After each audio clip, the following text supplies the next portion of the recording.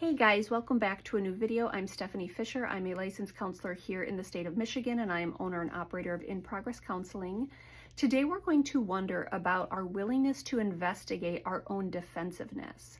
Our defensiveness tells us a ton about how we interpret the world, what we feel about ourselves within the world, how we show up with other people. Defensiveness is really helpful to investigate. Now, it is possible that we have a bad day. It is possible that we have a one-off where we do something that even surprises us. But defensiveness typically has a pattern, and the pattern can be kind of elucidated over time if we're willing to check in on it and say, hey, what's that about? What's running for me? And so often when we're doing cognitive behavioral therapy, we will look at activating events and consequences. So let's say the activating event is someone snaps at me, the consequence is I shut down. Now there's something between those two things, because someone else that gets snapped at might snap right back. But there's something about my belief system that is contributing to me, Stephanie, shutting down when someone snaps at me. So we'll often with clients do an ABC activity where it's activating event, belief system, and consequence, because my belief system is running the show. What my perception is of someone snapping at me is going to contribute to how I navigate that particular situation. So let's say for me, conflict is scary. And then we have to ask, well, why is conflict scary? Maybe conflict is just conflict, or conflict is just a conversation. Maybe that's not something that's terrifying.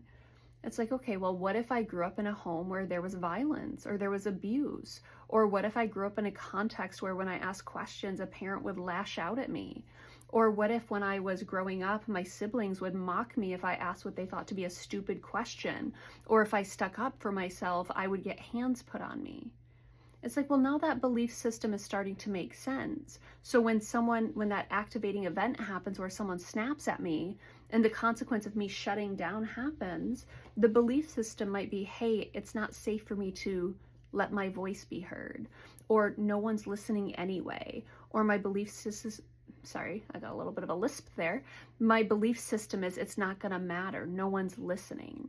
The belief system is the piece that we systematically work on together, but first we work on uncovering, what do I actually believe is true here? And this is a great activity that you as a viewer can try for yourself. When you see the consequence, you see your behavior, you ask, okay, what led to that? What happened, that activating event? And then you ask yourself more about, hey, why was that my response though? Why did I get so defensive? Why did I lash out? Why did I shut down? Why did I deflect? Why did I blame someone else? The more we ask ourselves questions, the more insight we're having into what's running inside for us. And that is valuable information. When we understand our patterns, we have an improved likelihood of disrupting our patterns if we decide we want to do that. Now, it can take a lot of work and a lot of effort, but imagine in that scenario where someone is lashing out at me, and instead of shutting down, I have this belief system that, hey, I'm an adult, maybe it's okay if I use my voice, and I practice that belief system again and again. So then when someone's lashing out at me, and I now believe I have the right to defend myself or to say something, I can, even if it's very cautiously at first, say, hey, I'm gonna ask you to not talk that way to me. I can feel myself shutting down right now. Friends, that's such a huge pivot from shutting down. I'm expressing as it's happening, or even before it's happening, hey, this sort of response is gonna contribute to me shutting down.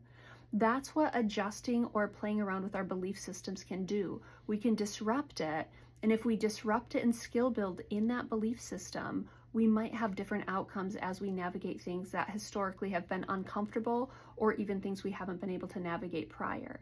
That's kind of exciting. That's some of the key work that I get to do with people. We shake up those belief systems and we ask ourselves, hey, what's that about? What do I believe to be true here? And can I do something to change how I show up in this situation going forward?